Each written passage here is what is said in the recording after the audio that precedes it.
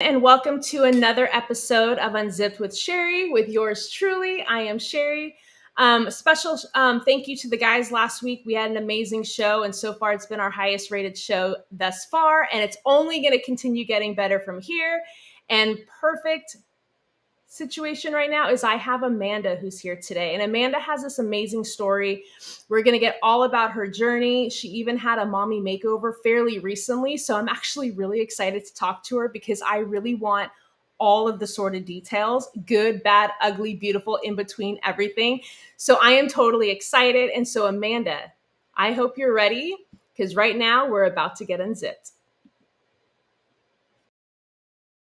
We all have a story on how we got here, right? So for me, I used to be over 350 pounds until one day I made the single decision that I wanted change. Weight loss surgery has saved my life, and now I am here for you. I want to hear your story. You know, the one that happened during that before and after picture. It's time to unzip. What's your story?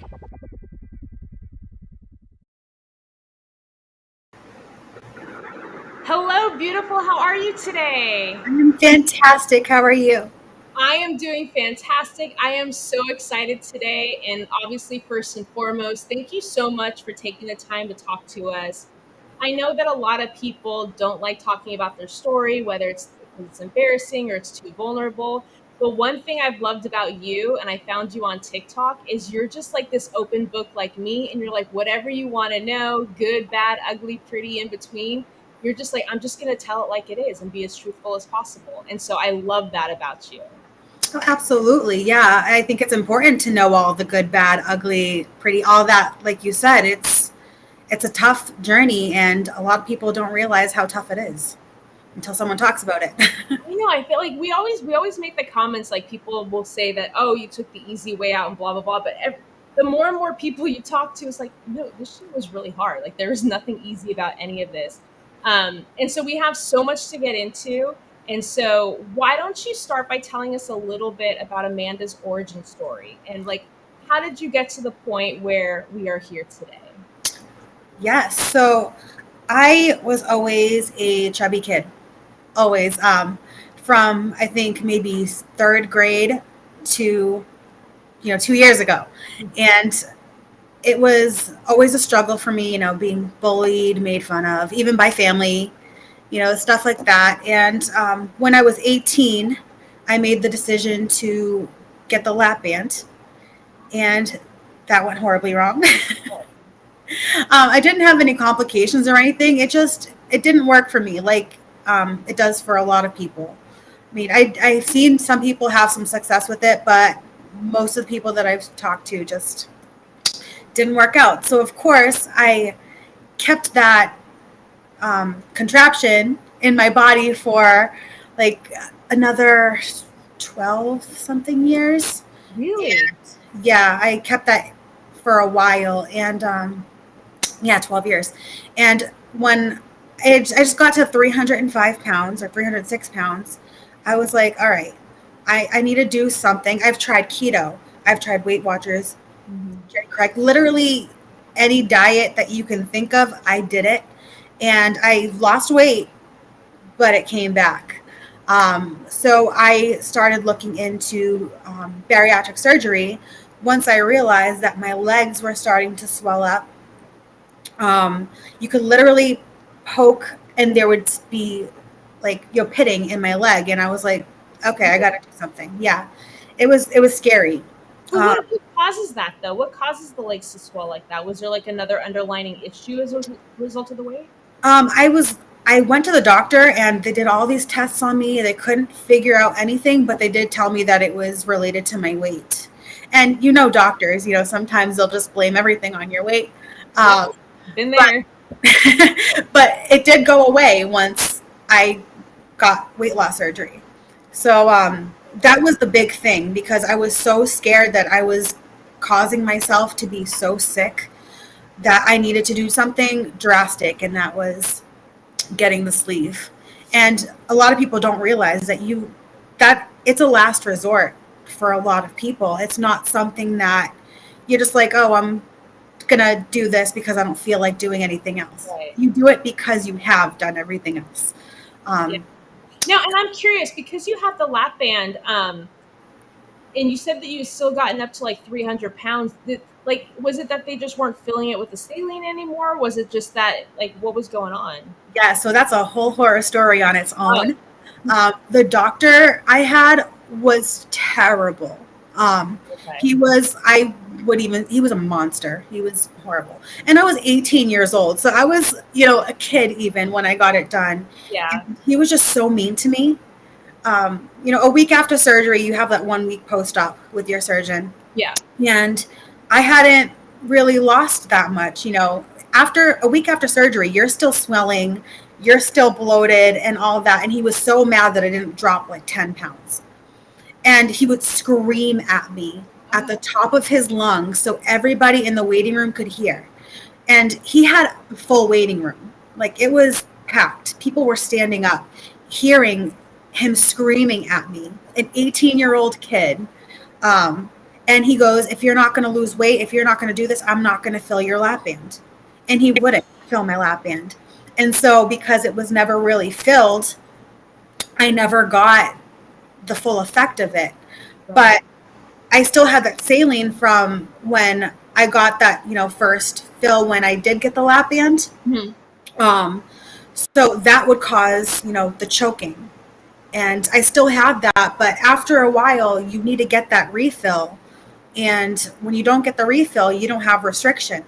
So yes, I dropped about 10 pounds, but after that, it just went up and up and up until Yeah. I was, 5'2", 306 pounds with swelling legs and feet and, possible heart problems, because that's what I was reading when I saw about the edema in my legs. Mm-hmm. It was possible heart issues, which scared the crap out of me. So of course I, needed to do something. But thankfully, my second surgeon who did my sleeve was a godsend. Literally one of the best people I've ever met.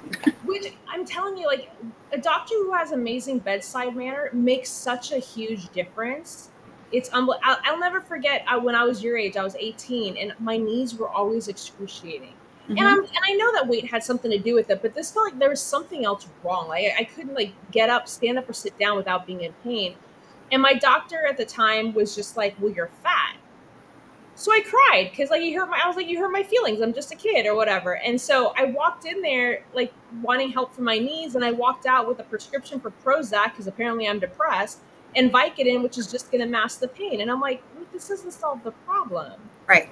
And then so I'm curious. So because you had the lap band and you didn't have the results that you wanted, were you more hesitant about the idea of bariatric surgery? Yes, I was terrified that I was going to fail. Terrified because I'm like, I failed the first time, and I said it before, like I failed the first time, but I didn't fail. The doctor failed me. The lap band failed me. Yes. It wasn't me.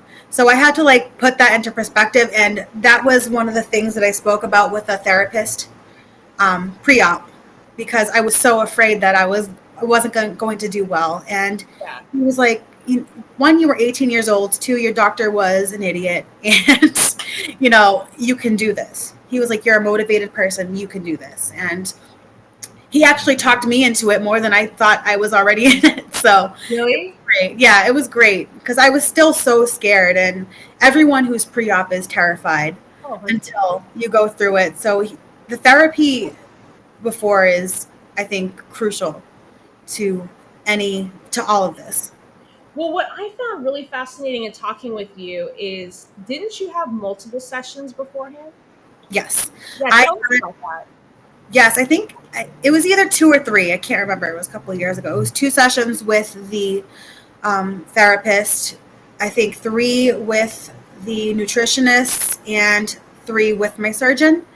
And they were all just great. Like the whole program was amazing. So I was lucky to have found the program that I had, because I know some people aren't as lucky. No, like I think I had just the first like bariatric what are they called? Like evaluation. Mhm. So I'm just like curious. Like, obviously, you don't have to talk about everything that you talked about in your private sessions, but like, do they cover some of like recovery, or do they cover anything about emotional eating, or anything like what to expect afterwards? They talked about more like what maybe caused me to be an emotional eater, Interesting. and like I said, when I was a child, like if you were even the teeniest bit chubby, you're gonna get, those people, like even grandparents, parents, like, oh, you need to stop doing this, and just things that you can't really help. You're a child, you're gonna have baby fat. Yeah. But like when people tell you things like that, they don't realize that they're damaging something in your head, and you Yeah. become, you find comfort. And for me, it was food. Yeah. um, And it sucks because I know I'd like to think that it was obviously not intended to be hurtful, but it's like I would have almost rather if you just said, "Hey, you've gotten fat," instead of, "Wait, do you really want that piece of bread? right. Do you really want more pasta? I mean, like, why don't you have some more vegetables?" I feel like that was just more degrading Mhm. than just saying, "Hey, I'm concerned about your weight. Like, maybe we should do something about it." Right. And it's funny because I'm Portuguese, so my culture is like my grandparents were always like, eat, have some bread, have some cheese, have this. And like they're always like constantly putting things on your plate, and you don't say no because that's your grandparents and they want to feed you. So I think that was a big part of it too, where it was just trying to appease my grandparents. But once I got too big, my grandparents were also the ones that are like, well, you're getting a little chunky. I wonder why. Well, you were the one shoveling food down my gullet, and then if you say no, they're like disappointed, like, "What, you didn't like it?" Like, no, Right. I liked it. I physically can't eat anymore, and they're like, "Oh, okay," and then you Exactly. feel guilty, and you're like, "Well, which is it? You caused this at this point." Exactly. Exactly. It's a struggle with, um, I think European families, they came here from Portugal. They're completely different than American culture. So it was definitely interesting growing up in that kind of Oh yeah, environment. and I'm pretty sure with your family, because my family's Italian, and like I think I'm like third generation or whatever. It's not just a simple dinner. It's not like just a steak and potatoes. It's like these 4 or 5 course meals, Mhm. or like we would have Sunday dinners, and every Sunday it was like this big to do with the pasta and the cutlets, and like, and you're like, how are you supposed to do? There's no healthy food when Right. you have Exactly. any kind of Latin descent. Like, there's no healthy options. Butter and bread and carbs and your whole life. Exactly. I can't even remember like my parents or my grandparents ever cooking a vegetable. I don't remember any of that. So I get it. Yeah, and I mean, if we had vegetables, it was usually smothered in butter or olive oil, or like, covered in some kind of a cheese thing or whatever. Like we would eat eggplant, but we ate eggplant parm. So it's Yeah. like breaded and deep fried and covered in sauce and cheese. I'm like, this doesn't count as like a healthy Right. vegetable. So it negates any healthy Yeah. part of it. So one thing that so what was like oh my gosh, I'm a hot mess today because I have so many questions. Um, Leading up to having the bariatric surgery, what was like your day-to-day life like? Like, were you still social? Were you still going out? Was there any confidence? Like, No. To answer all of that, no. I was an anxious mess most of the time. I didn't leave the house. I was completely agoraphobic.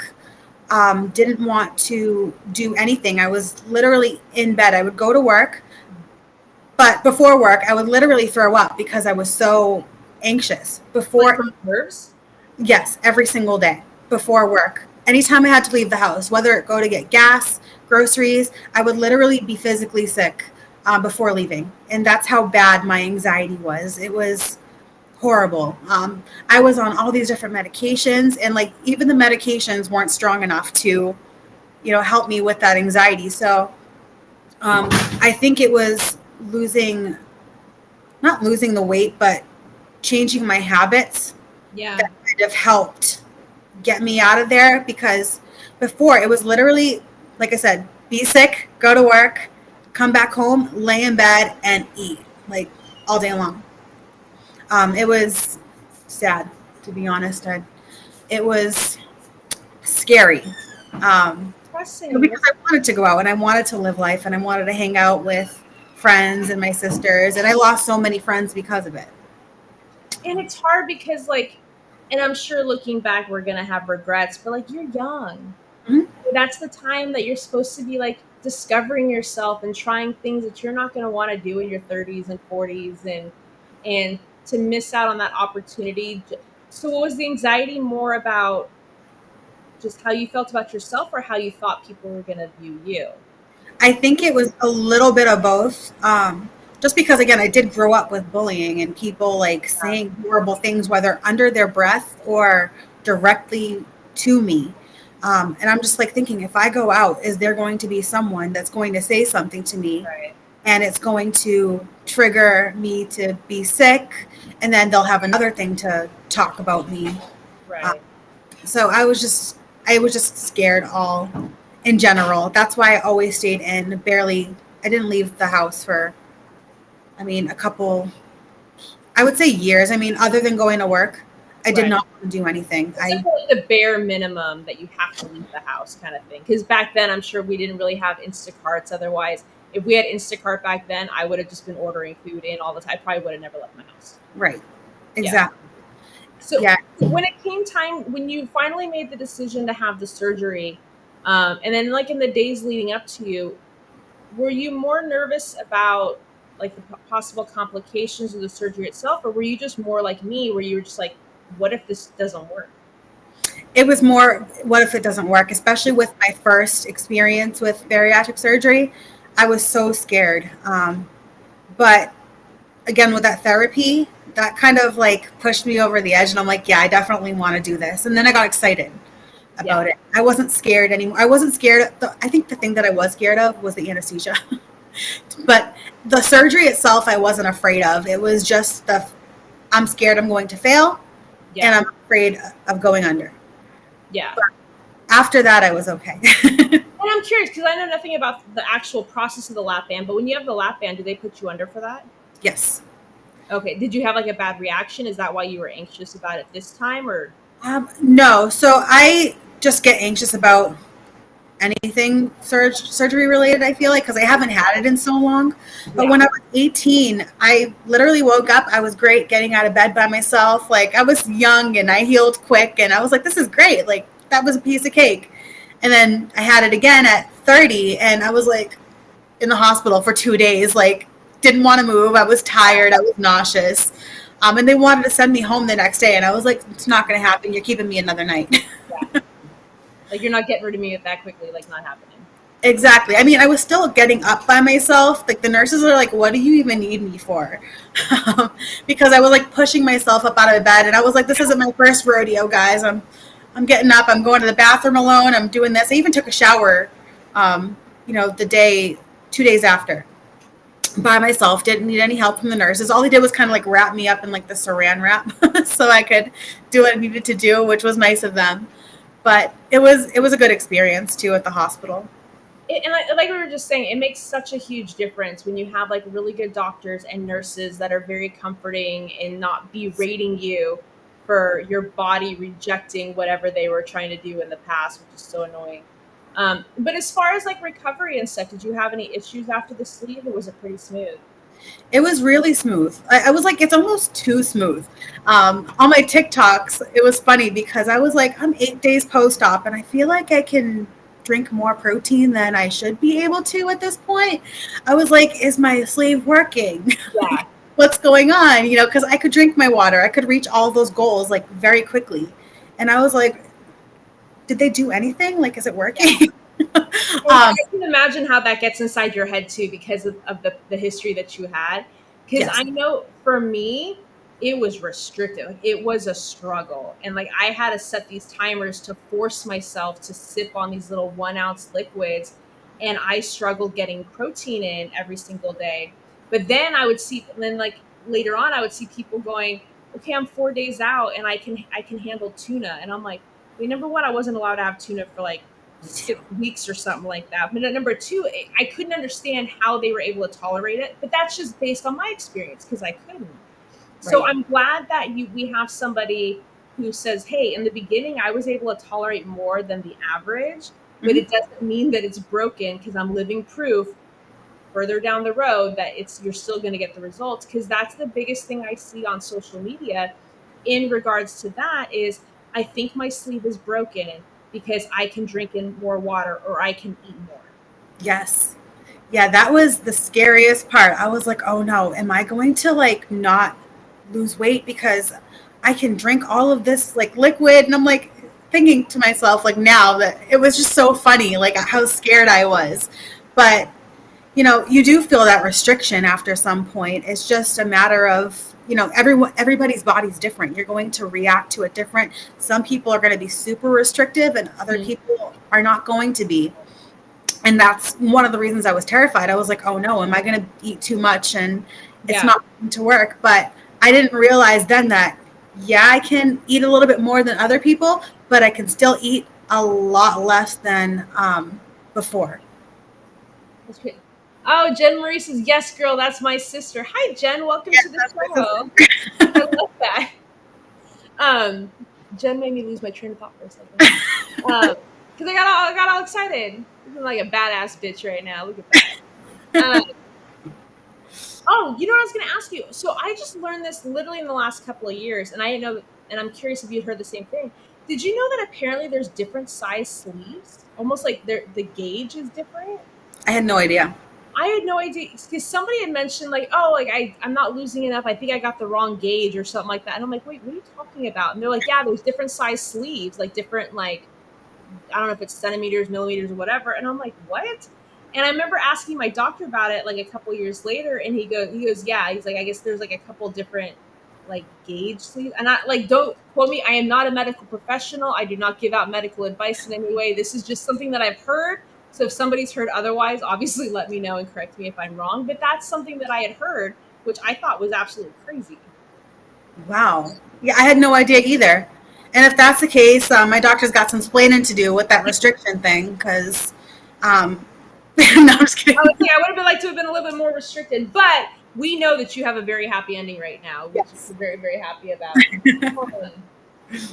And then so because your program was awesome and had different like extra therapy and nutrition appointments, did that continue like after the surgery process too? Yes. What the hell? So yeah. So I saw my surgeon I think I saw the 6 weeks, I think, first after surgery, and then every 3 months after that, for a year. Yeah. And nutrition was every 6 weeks. So I would see them pretty often. And that was at my request too, because we have unlimited, you know, we have unlimited appointments with our nutritionists or dietitians, because we pay a fee at the beginning. And after that, as many as you need. So you can just kind of message them on the patient portal and be like, hey, I need to talk to you, or I need some recipe ideas or whatever. And there'll be a virtual appointment set up. It could be a couple of weeks, but they're still there for you. If you, but the resource is there, which is incredible. Now, yes. I have nothing negative to say about my surgeon, the staff and everybody. Was the best experience I had ever had with a doctor. But, however, that would have been a nice option to have because, like I said, I had the bariatric or like the gastric psychological evaluation. Sorry. I had one nutrition appointment, which they basically just gave me a packet. This is going to be your diet moving forward. And then that was it. And then you're just thrown like a lamb to the wolves afterwards to kind of just like figure it out and navigate on your own. And we joke all the time on this show that I'm a Googler. If something's happening to me and I don't understand it, I'm going to turn to Google. And then Google says I have some rare disease and I have 36 hours to live. And then like it would have been nice to have had these resources that I could have talked to somebody. And I didn't realize how important just the concept of talking about emotional eating and how to deal with stress, because you literally just took away the biggest stress relief of your life by not being able to eat your feelings if you're sad or depressed or lonely or bored or whatever. And then you're like, wait, I just have to stew with these feelings? Or like, what am I supposed to do now? And I love that I got this done in the wrong state, clearly. But I love that your facility offered these resources. And I really do think that more places should be doing that. And I'm hoping that the more people are being vocal, I think it's one of the biggest common themes of every episode I've done thus far is people were not emotionally or mentally prepared enough for the surgery. And there was a lot of follow-up work that had to be done after the fact. And if this could be like a public service announcement to the bariatric medical community, is we need more psychological follow-ups, we need more nutritional follow-ups, and more resources for people to be able to turn to afterwards. And so 100%. I love that you had that. And I really do believe that that was probably a huge night and day difference for you compared to other people. Yeah, absolutely. It was night and day, especially from the first experience that I had with that first surgeon, where I only saw the therapist once for the evaluation, like you said. And after that, there was no nutrition appointments at all. We didn't have any of that. And just straight into surgery. And again, I was thrown to the wolves at 18 years old with little education on the subject. And all we had were like these group chats where we had to like drive to the hospital and sit in a room with a bunch of people who have either had surgery or haven't had surgery. And they're just talking about their experiences, what they lost, what they didn't lose. And I didn't really get any information from that. It was more like, I lost this much and I feel great now. But they don't talk about the struggles and stuff like that because I feel like they were trying to sell it to people who haven't had it. Like, I feel like the doctors are like, hey, come to this group so you can tell these people how great you're doing. Because that's what it felt like at the time. But I was, again, 18 years old. So I was like, oh, this is great. I'm going to lose all this weight. You know, I was young and naive, and I'm glad I was able to find a good program that matched what I needed. No, and it's so true too. And like there, we had a guest, Marcy, who was on last month, and she was going to the support groups. Now, she was somebody who ended up suffering from transfer addiction for a short while, and she turned to alcoholism because she couldn't have food. And she would go to these support groups, and she would start talking about it, like, because she was being honest, like, this is something that happened to me. And the people who were running the support groups would shush her, and it's like maybe we won't talk about that, or they would change the subject. And I'm like, no, these are the things that you need. Is everybody going to have this issue? No, but if you like, I have a very addictive personality, which is why my husband holds the money every time we go to Vegas. And like because I know that I've always had this addictive personality, so I can see how easy it is for some people to transfer that into another activity or another vice. Yep. And that's a common reality for people. So we should be talking about these things 100%. Yep. That was a common subject between my surgeon, my nutritionist, and the therapist. They all mentioned transfer addiction. And they all said, yeah, they were like, watch out about your shopping, watch out about your drinking, because those are like the two main things that people that's what happens when you don't have your current addiction anymore as, your go-to. Yeah. So I was like, oh, well, that's good to know because, I mean, first, I was never a drinker anyway. I'm still not a drinker. So I was like, that's great. I'll drink socially here and there, but that's never been a problem. So I waited almost a year and a half before I even had a first sip of alcohol, even though they told me that I could start drinking at a year. Mm-hmm. And as for shopping, I'm still dealing with that. But it's not terrible. But then it's hard too because you went from like not wanting to leave your house, you were unhappy with how you were, clothes were not fitting very well, and then so I don't know if it's like a shopping addiction or it's like all of a sudden I can wear these things I've never worn before, and there's just like this excitement. I don't know if I don't know for you. I don't know if it was an addiction per se or it's just this temporary excitement. Like I just want to buy cute clothes. I've never had this before. Yes, I think that's what it is for me too, because again, none of my clothes fit. So my old clothes don't fit anymore at all. And I was just like, all right, I'm going to buy new clothes. So keep buying it. Here's a shirt here. Oh, that's a cute pair of pants. That's going to fit me. And I think it's a great feeling just kind of see the clothes start to get smaller and smaller, where I started at a size 22 and now I'm at a size like 8. And I was like, this is great. Let me buy more pants in a size 8 because I can. Right. Now I'm curious. So because you and I were very similar in that we both did not think this was going to work. So what was the moment, or did you have like a gauge before surgery? Like if this happened, then it's gonna tell me I think we're finally gonna make it this time. Did you have anything like that? Um, no, I think I just kind of took it day by day as far as things go. I was like, all right, this is what I'm going to do. This is my protein goal for the day. This is what I got to do. Because some days you have that, great mindset. Like, I'm going to do this. I'm going to work out today. I'm going to do all this. And other days you're not feeling so good about it. And you're just like, Yeah. why did I do this? Um, so it kind of was like a day to day thing for me. There was nothing that actually clicked. I had so many stalls. Like even at the beginning, I'm like, oh crap, is this not going to work? 2 weeks in, and I'm like, I haven't lost anything in 2 weeks. What's going on? And it would be like a constant cycle. Like every month, I have a stall, and I'm like, great, this again. Am I going to be stuck at this weight forever?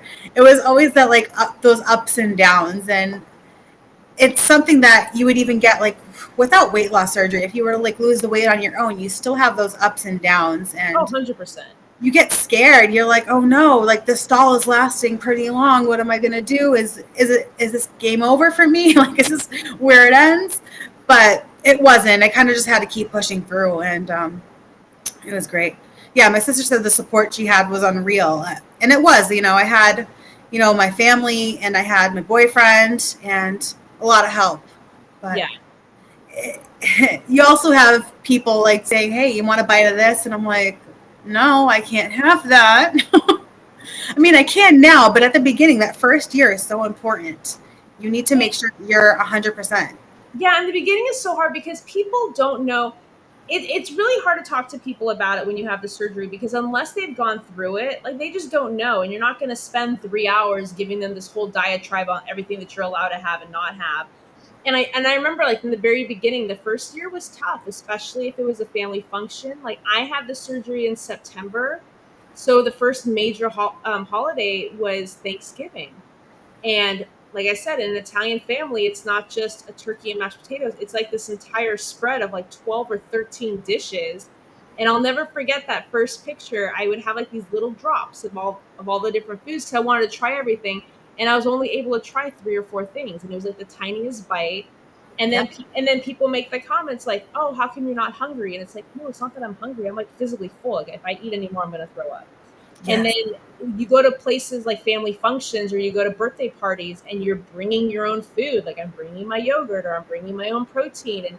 And I felt that sometimes there was like a look going like, you don't, like, we can't provide healthy options here. And it's like, it's not that I'm just on a specific phase. I can only have these things or whatever. It's not always about you. Right. Exactly. Yeah. So question then, at what point did you finally be like, holy shit, I think it's working finally. Yeah, it was when I got under 200 pounds. I Okay. think that's what it was. Because that one, I was, 106 pounds down, and I was like, I hit the 100-pound mark. I was like, this is fantastic. It worked. Like, that's all I wanted to lose at first was like 100 pounds because I was like, okay, at least I did this. And then my next goal was to lose another 50. And I'm about 10 pounds away from that goal still. Yeah. I was like, it's a ongoing, an ongoing journey. It will forever be. But yeah, that first 100 pounds was that main goal. And that's when I was like, all right, I can do this. If I lost 100 pounds, I can do another 50. And it was great. It's my friend Ashley. Hi, Ashley. That's so cute. I love it. You got like so much. I love. I've heard stories of people who have not had the support with them, that they've had to do it on their own. There's something about when you have a really strong support system. I feel like it just spurs you on more, and it's like, and I don't know if it's like for you, it's like almost like you want to work harder because, like, if somebody's supporting you, you don't want to let them down. So you Yep. want to keep showing them like, hey, I got this, and it's just so refreshing to hear stories that was one thing that you didn't have to struggle with as much. Yep. And I Not that you think have to struggle with it, obviously, but Yeah, I think another reason why I share so openly is because if I do, that keeps me accountable. Yes. In some way. I'm like, I can't fail all these people that I've been sharing Right. my story with. And it kind of helps me keep going because I don't want, all these people to see me fail. Like that's my worst thing, but I also don't want to fail myself. So just 100%. But and you definitely have to find balance, because one thing that I learned I was doing all those 75 hard challenges this year, and the greatest high that I got is getting messages from people saying, I'm now doing it too, or you inspired me to do my own version of this. And all of a sudden now you're seeing their posts and they're going to the gym and they're drinking more water, and you're like, oh my God, like my story got to be a part of that. But then I feel like it can create like this almost unrealistic expectation where you put these more expectations on yourself, because you're like, I don't want to fail them and I don't want to be a failure. So you're almost doing sometimes more because you want to keep setting this example. And so what you don't want to do is get to the point where it's just way too high that you're going to crash even harder. So I think it's really important to find balance, that it's okay to have an off day. It's okay to not go to the gym every single day, as long as you're constantly working to be better than you were yesterday. That's all you can do. But I love the fact that you're so vocal about it. Somebody's really popular today. My goodness. Hi, Cherry. I love that. And if anybody has specific questions, like write them in. We'll answer them live on the air too.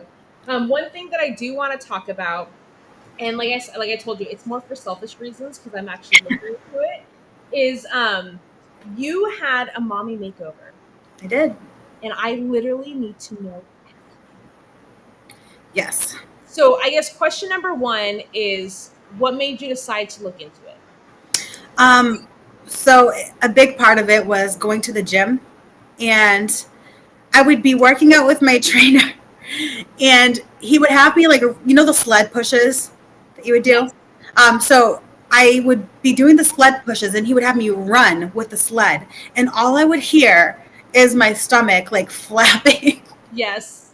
And it's so embarrassing because you're in like this big gym with a ton of people, and yeah, I know that some of them have headphones on, but my trainer didn't, because he's listening to just concentrating on you while you're working out. So I was like, oh my God, that's so embarrassing, all this flapping. And I was like, I need to do something about it. Like at this point it's just too much. I might not be at my goal weight, but it needs to go.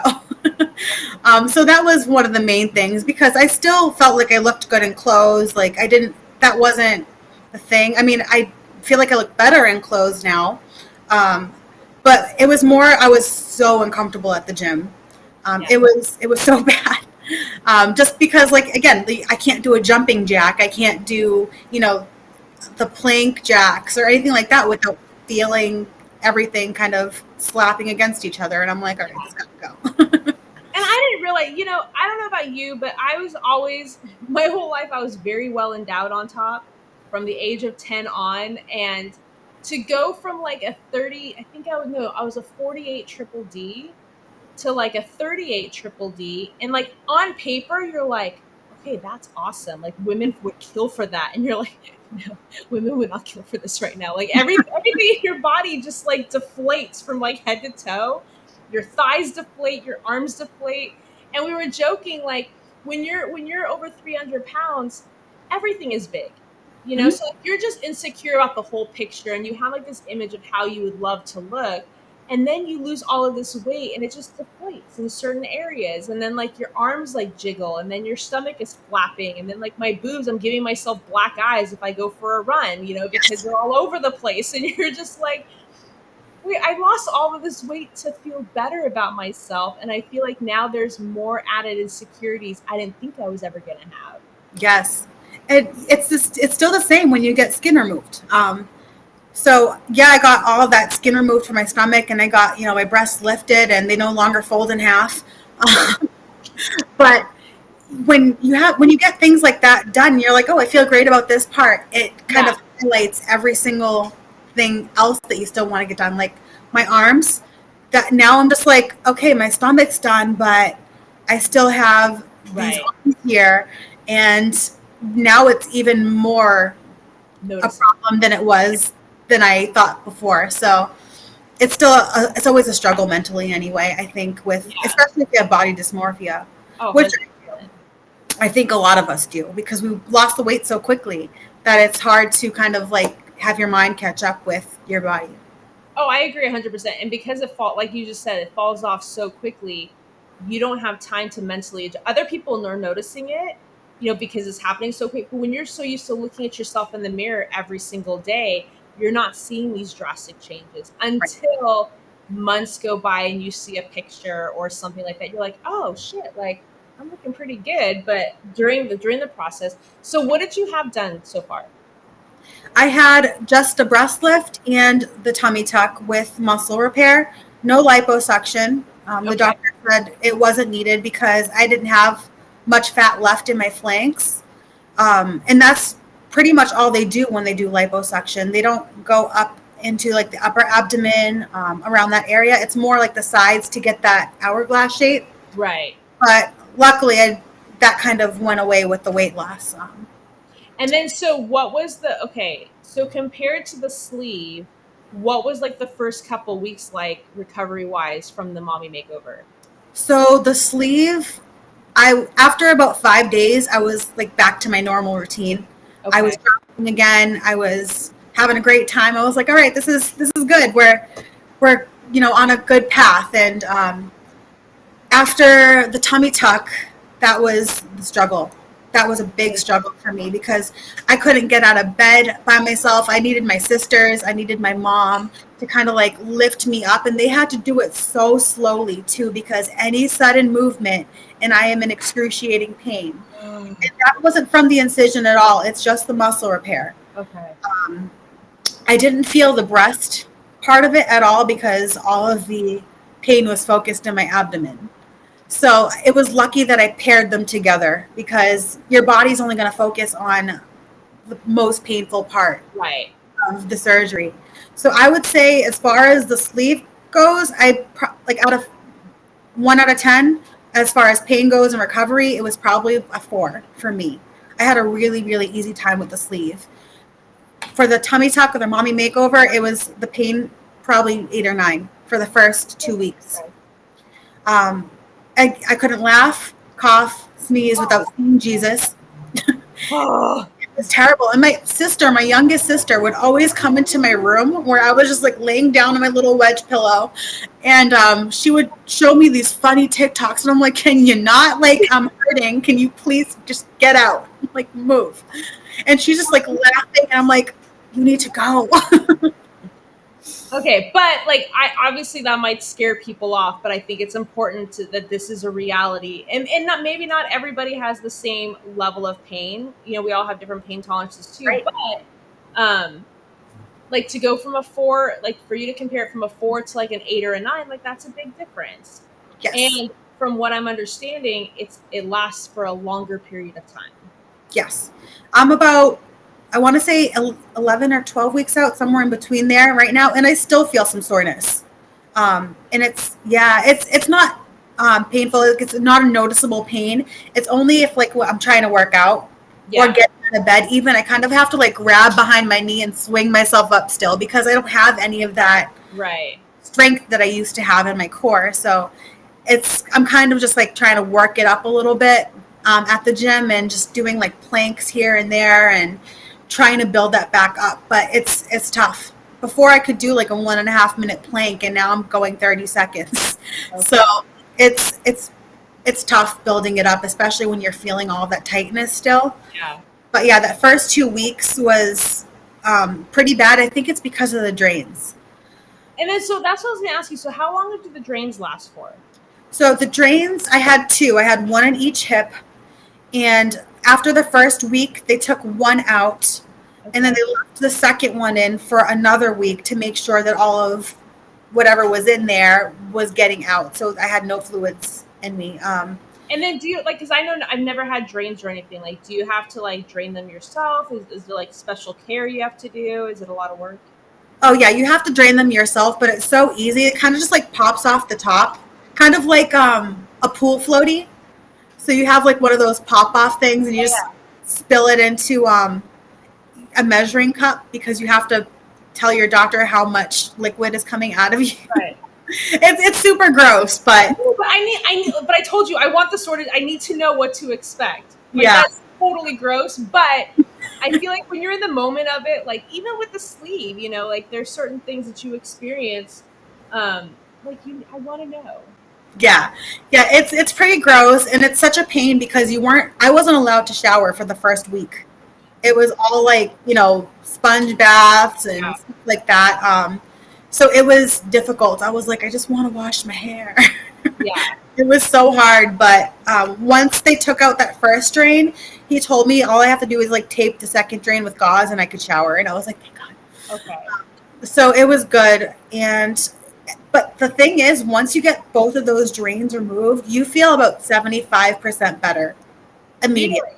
Yeah, Okay. it was immediate relief after. And it was so weird to think about that, but once that thing is gone, you kind of feel human again, where you're not trying to figure out a way to work your clothes around this drain Right. that's sticking out of you. So it was big baggy sweatpants for the first 2 weeks until I was able to get that out. So I took a full 2 weeks off of work. I took a 2 week vacation. Um, And then do you have a job where you're on your feet all the time, or do you have like a more of like an office job? it's an office job, but they told me that regardless of the activity that I was doing at work, I would need to definitely take at least 2 to 3 weeks off. And they were right. Like I probably should have taken an extra week. Really? Yeah, just because I was still so much pain. I was like hunched over walking because it felt so tight. Right.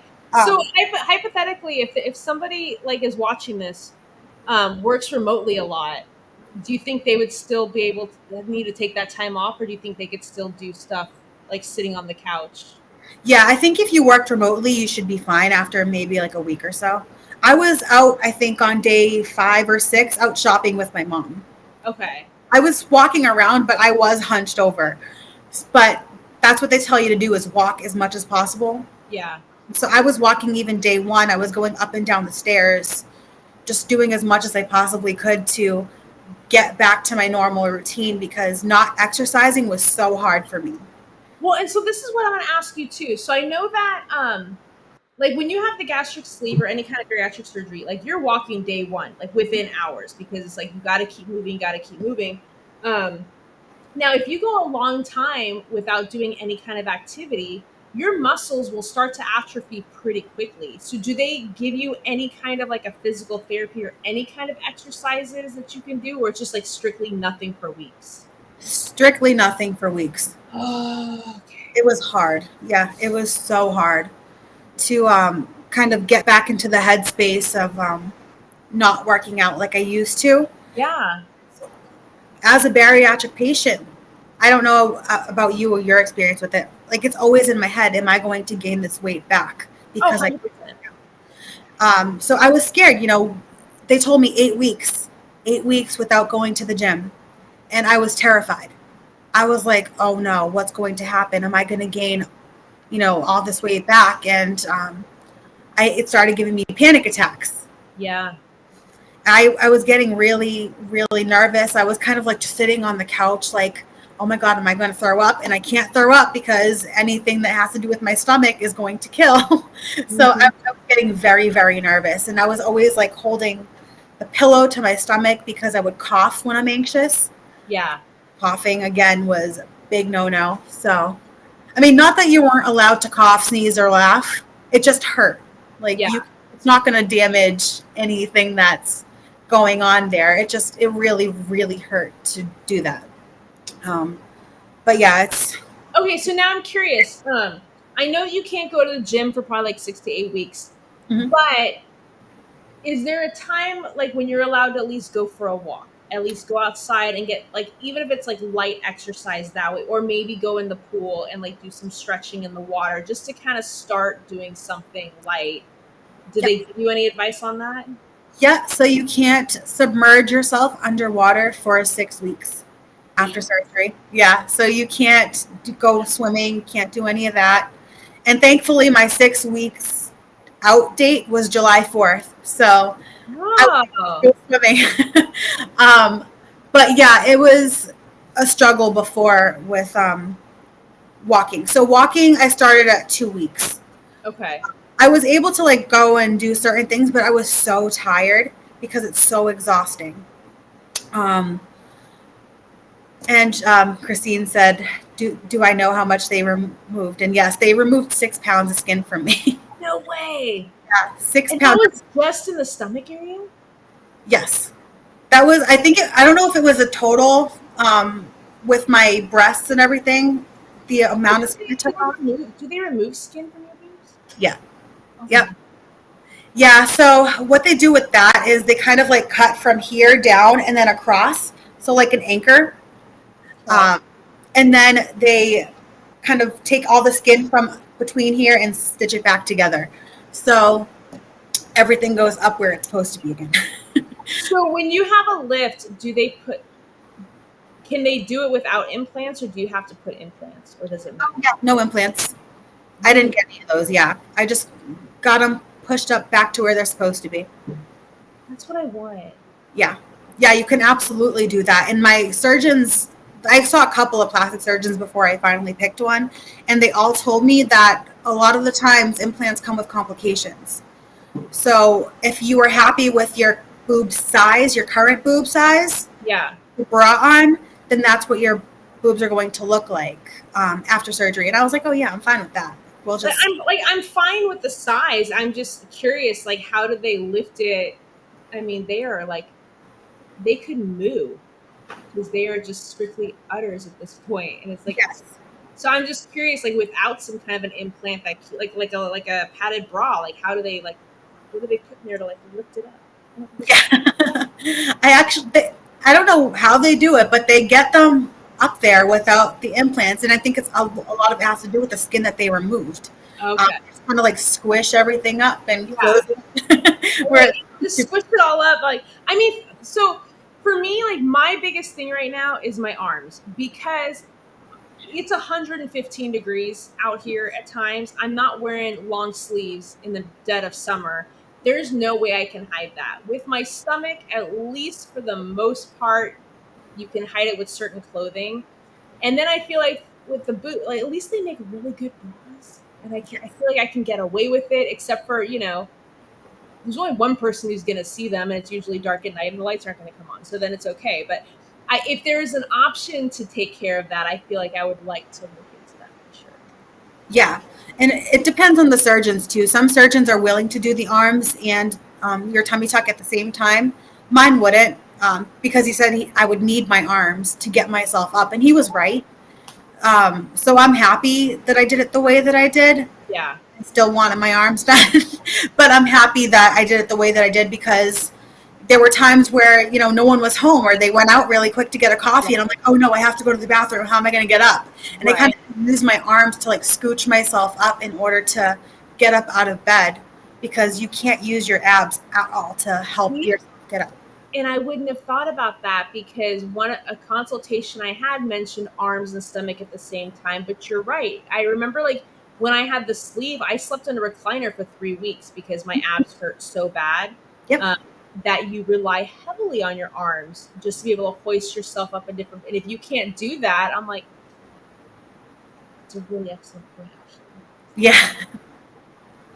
Yeah, he made a good point, and I was like, all right, fine, I'll just, get my breasts done because if you get what he did was if you got 2 surgeries combined, you get a discount because you're not paying that for the extra anesthesia. You're not paying. It should be. Yeah, you're not paying for any of like the extra surgical room fees and stuff like that. So I was like, you know what? I'm going to get as much as I can done in one operation and keep going from there. My thighs, yes, they're a lot of skin, but I'm not going to worry about them. Yeah. They're last on my list.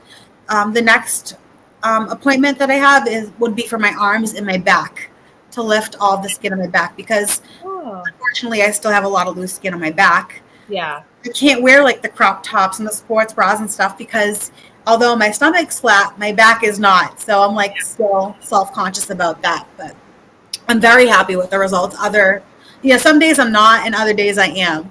Right. It's the same, even before surgery. I'm like, oh, I look great today. And then other days I'm like, ugh. But I think that's everybody too. I think even somebody who's at their top physical form and completely happy, you're gonna have an off day. You're like, oh, I feel fat, or oh, like, oh, my arms look terrible in this dress, or whatever it is. So now that it's been almost 3 months Mhm. since you've done it, if you had to do it all over again tomorrow, is there anything you would have done differently? Um, I probably would have done a little bit more research, I think, about the procedure and really prepare myself for what I was about to go through. Okay. Um, but I would definitely do it again. I mean, with all of the pain and everything, it was still worth it to feel more confident, whether or not I'm still having those good and bad days, Yeah. with body image, because that's normal. I just feel better overall with, especially going to the gym. I'm like, all right, I'm not hearing the flapping anymore. Right. So it's great. It was worth it.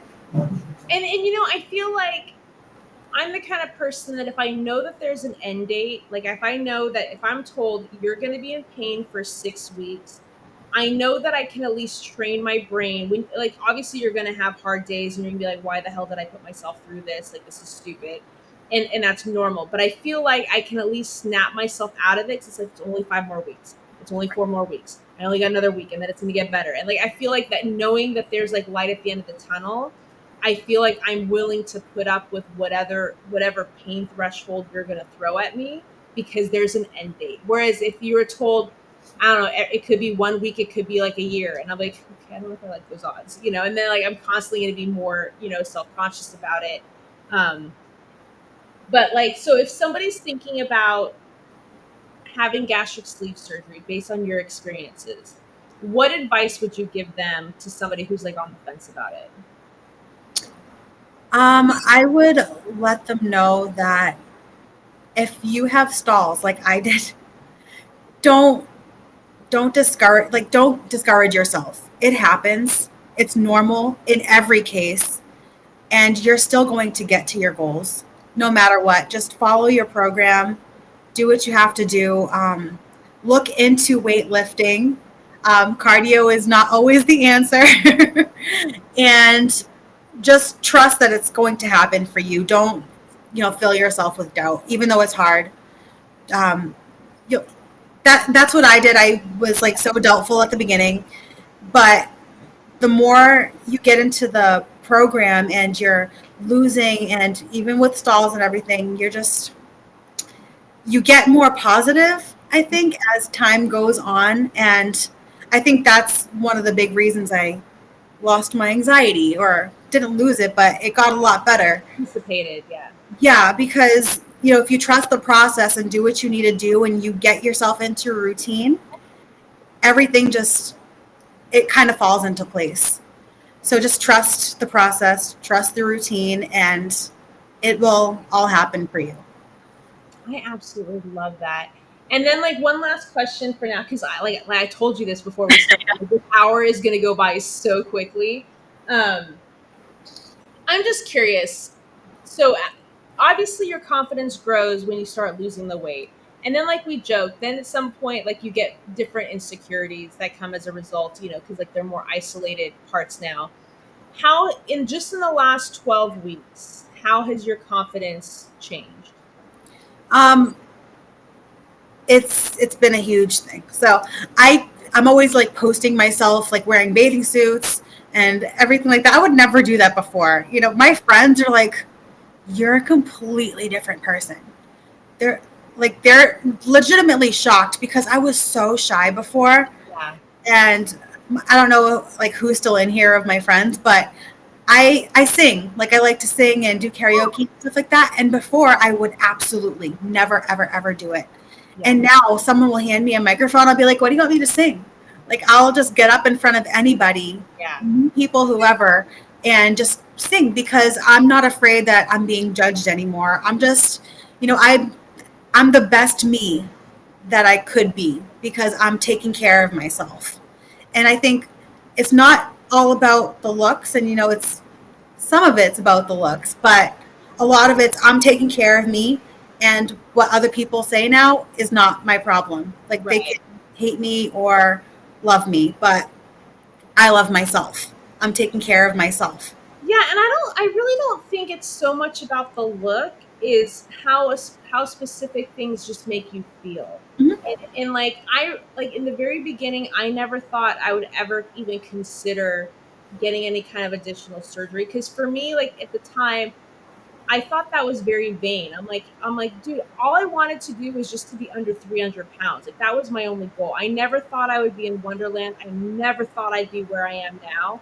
It was just like, I just don't want to be a statistic and die early. I just want to like have like this life. And then you get to this point where you're feeling like your best self, and I have more confidence now than I've ever had.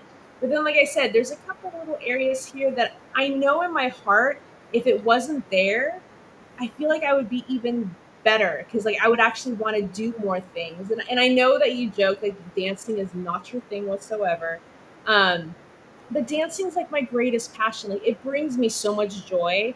And then you watch these videos and like my legs are nice and you're in the dress and you feel so pretty. And then like your arms are like just like, flying away. And you're like, I feel like it's not that I'm being vain about it. It's just now all of a sudden that's where everyone's eyes are going to be averted to, or that's immediately. It's no longer like watching myself and being happy that I can do this. It's watching myself and going, those arms are killing everything right now. Yep. And if there's a chance that I can take that off the table and do something about it, I don't think it's even out of vanity. I just feel like it's just going to be a game changer in how you feel about yourself. Absolutely. Absolutely. I feel the same exact way. I don't think it's about like, oh, I need to look better than everybody else. And Right. it's not that case. It's just it's something that you're always so focused on. Like I lost all this weight. I want to see my results. I want to see the muscles under there. Right. That's all I want to see. I want to, you know, be able to see how hard I've worked. And Right. I can see it in my skin. Yes, that skin is a result of how hard I worked, but I Yeah. want to see everything underneath now. Yeah, and for me, the whole reason I had the sleeve was because I tried everything else and I gave it everything I had. I was by the book and it wouldn't come off. And so for me, it was like there was nothing else I could have done at that point. That was it. And I feel now there was a long time where I'm like, well, if you just go to the gym, like there's a lot of arm workouts you can do. You could do a bunch of squats and like things like. But no, now I'm showing like, if you had told me that if you do 1,000 bicep curls every single day for 6 months, you won't have that problem. I would have done that. So it wasn't a matter of like not putting in the work, but now you're at this point where you're putting in all of this work and there is nothing I can do to make it go away. And it's not trying to be negative, it's being realistic. Like all these years of abuse and stretching it out, it doesn't matter how much exercise I do, that's not going to go. So then it's not a matter like just with the surgery, it's not for lack of trying. It's just, this is just the last step to look into the reflection and just have this big old smile going, I now feel complete. Exactly. Exactly. This Yeah. is the final, not the final, but like this is what I worked for. Like I can see it Right. now. Like I Yeah. can see the vision that I had at the beginning of the journey. Yeah. So I get it. I absolutely love that. And I can't believe that we are already out of time, but you have been so amazing. I love your TikToks. Why don't you let people know where to find you on TikTok so they can follow up with your story? Yeah, it's the new Amanda Lee with the underscore between each um, word. So the underscore Amanda underscore Lee. Yeah. See, you heard the lady. Go follow her on TikTok. Her videos are amazing. She does live videos too, where so when she does her live videos, you can ask your questions directly to her. I had a lot of fun. I think it was last week. I was able to pop onto her live and we were able to just shoot the shit for a little bit, which was so much fun. So hopefully we're gonna be able to do that again. And I really hope that you are going to be able to come back again in the future, because I'd love to follow up in like another couple of months or so and just see how much different it's even been, because I know that there's some hints of pain and discomfort here and there, but I can't wait to see where this journey takes you and where you're going to go from here. Thank you. I appreciate that so much. I had so much fun talking to you guys today. I'm And thank you guys again so much for watching. If you have any additional questions for Amanda, you can always reach out to me. You can find her on TikTok. If you have additional questions, I can always have her come back and we're going to ask away. And then again, thank you guys as always so much for watching. You can catch us You can actually watch the old episodes that we've done on YouTube or Facebook at Unzipped with Sherry. We're now on Spotify. We're on Apple. We're all over the freaking place. I am exploding this thing as much as I can. And then until then, we will see you guys next week. And you guys have an amazing rest of the week. And Amanda, thank you so much. Thank you so much. I had a great time.